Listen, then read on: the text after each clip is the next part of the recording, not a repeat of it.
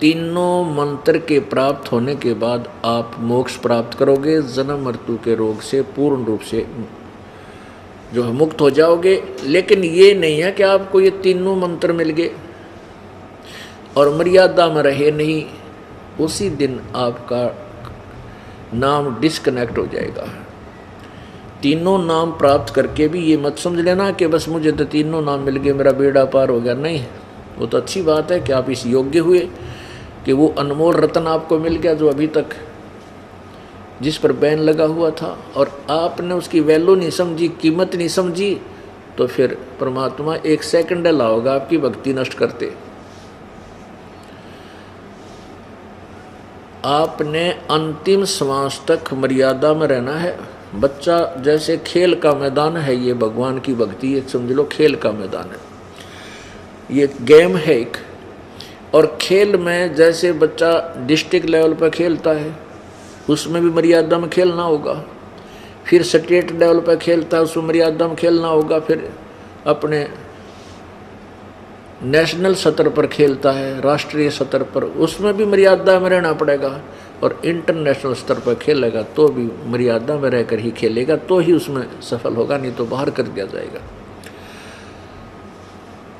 परमात्मा स्वयं ही अपनी अमृतवाणी में कहते हैं, राम नाम रटते रहो, राम नाम रटते रहो, जब तक घट में प्राण, कब हो तो दीन दयाल के है भनक पड़ेगी कान। पाकी खेती देख कर गरबाइयो मत किसान, अब ही झोले बहुत हैं, घर आले तब जान। पाकी खेती देख के गर्व मत करना किसान, अभी तो बहुत झंझट है, ना जाने को ओले गिर जा, तूफान आ जा, आग लग जा। कहते घर आले तब शुक्र मनाना।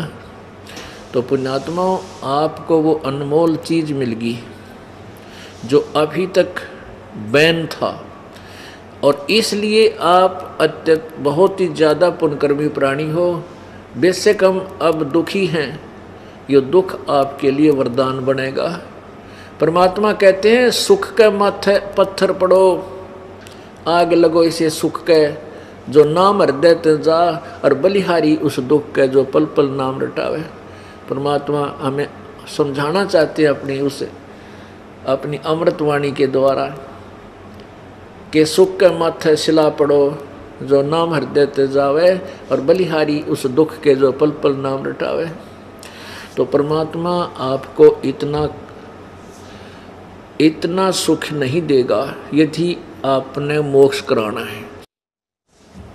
इतना सुख नहीं देगा जिससे तुम दूर हो जाओ उस परमेश्वर से। वो सुख आपका शत्रु बन जाएगा। इस पूरे कहानी का जो भूमिका दास ने बनाई है, इसका उद्देश्य ये है कि आप जी जो पुराने भक्त हैं उनके लिए लागू है ये प्रवचन जो अभी तक चल रहा है। नए भक्त आए हैं उनको भी अभी बताएंगे कि आप जी ने परमात्मा की रज़ा में राजी रहना है। जैसे हम रोगी हैं, हॉस्पिटल में चले गए, डॉक्टर से कहा जी मैं बीमार हूँ और मेरा ट्रीटमेंट करो, तो उसने समर्पण कर दिया। अब डॉक्टर का काम है वो क्या करेगा, वो पूरी जांच करेगा और फिर मेडिसिन शुरू करेगा। यदि गोली इंजेक्शनों से काम नहीं चलेगा तो वो ऑपरेशन भी करेगा। उसकी जीवन रक्षा के लिए उसने किसी अंग को भी काटना पड़ेगा तो वो काट देगा। तो वहाँ मरीज की नहीं चलेगी। हॉस्पिटल में जाने के बाद फिर रोगी ने अपनी नहीं चलानी चाहिए। अब डॉक्टर कहे ये इंजेक्शन लाऊंगा, उन्होंने कहा नहीं नहीं मैं नहीं लवाऊँ ना, मेरे मत लगाना, तो फिर भाई जा अपने घर में। डॉक्टर कहता भी ऐसा करना पड़ेगा, ये स्थिति इतनी भयंकर आ गई है, तो रोगी को समर्पण करना पड़ेगा और यश करना पड़ेगा यदि जान बचाना चाहते हैं। तो पुण्यात्माओं, हम बहुत जन्म जन्मांतर के पाप इकट्ठे किए फिर रहे हैं। और हम दो बातें हैं कि जैसे कोई पुण्यात्मा अभी आए हैं, आज ही उपदेश लिया है, और वो क्योंकि वो आते हैं, कैसे आते हैं, ज्ञान सुनकर। जैसे हमारे भक्त जिन्होंने 2 वर्ष 4 वर्ष 5 वर्ष 10 वर्ष हो गए, 14-15 वर्ष भी हो गए कईयों को, उनके जो सुख हुए, उनको जो लाभ हुआ, वो किसी ना किसी माध्यम से सुनकर वो यहाँ प्रेरित होते हैं, उत्साहित होकर आते हैं, उपदेश लेते हैं। उपदेश लेने के बाद फिर वो दिन गिनने लग जाते हैं कि मैंने आज 5 दिन हो गए नाम लिए न, देखता हूँ मुझे क्या लाभ होगा। 1 महीना हो गया, 3 महीने हो गए, 4 महीने हो गए, फिर न देखा कोई लाभ तो अभी हो नहीं रहा। पुण्यात्माओं, इसके विषय में प्रभु बताते हैं कि धीरे धीरे रे मना, धीरे सब कुछ होए, माली सींचे मूल को, समय आवे फल हो। माली सींचे 100 घड़ा और समय आए फल हो।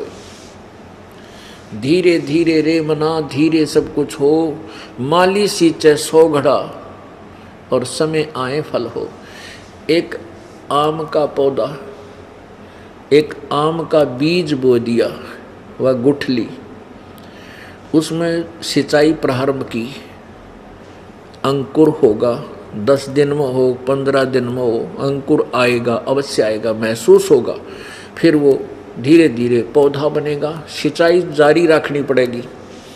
फिर वो बड़ा होगा, धीरे धीरे वो उसमें सैकड़ों घड़े पानी के डालने पड़ेंगे उस सिंचाई, जिसने वो आम खाने हैं। तो वो फिर 10 वर्ष में, 5 वर्ष में, 12 वर्ष में जाकर के वो पूरा पेड़ बनेगा। और पेड़ बनने के बाद फिर देखना, इतने फलों से लदपद हो जाएगा, आप भी खा लोगे, परिवार भी छक लेगा, पड़ोसी भी ले जाएंगे, रिश्तेदारों को भी दे दोगे, तो भी खत्म नहीं होंगे। तो इसलिए आपने ये सत्य भक्ति रूपी आम का ये पौधा, ये बीजा है, ये बीज बीजा है। कुछ दिनों में आप देखना, इसको जल्दी ना करना, समय देना परमात्मा को। तो पुण्यात्माओं, आप वहाँ से प्रेरित होकर आते हो और कुछ दिनों का आप डिमांड कुछ लेकर आते हो और वो नहीं हो पाती है। आप ये मत समझना कि आपको राहत ना मिल रही है।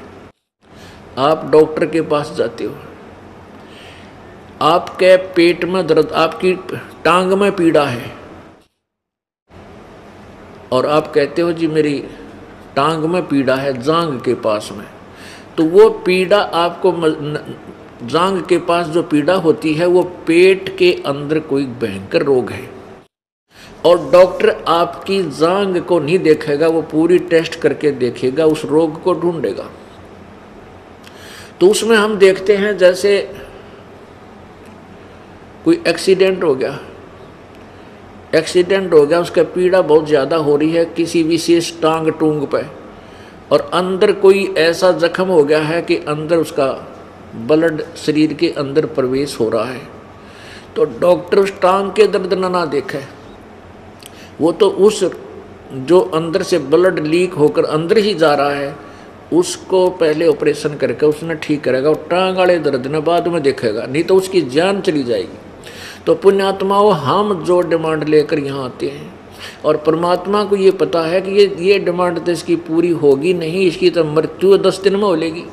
तो वो पहले आपके उस अपने कोटे तक और साथ में आपके पुण्यों को जोड़ कर वो परमात्मा आपके जीवन को एक्सटेंड करेगा। वह डिमांड तो बाद में हो जाएगी, या जन्नत चलेगी, भक्ति भी गई, वह डिमांड भी रह जाएगी। तो ये सत्कर मान लेना, हम बिल्कुल अबोध हैं, हम बिल्कुल अनजान हैं, क्योंकि डॉक्टर की वाले ज्ञान को मरीज नहीं रख सकता। तो परमात्मा हमारा डॉक्टर है, और ये दास उसका कंपाउंडर है। जो आदेश वो देता है आपको, वही ट्रीटमेंट ये दास देता रहता है, और आपको पूर्ण लाभ होगा, पूरा ट्रीटमेंट होगा, ये सत्कर मान लेना।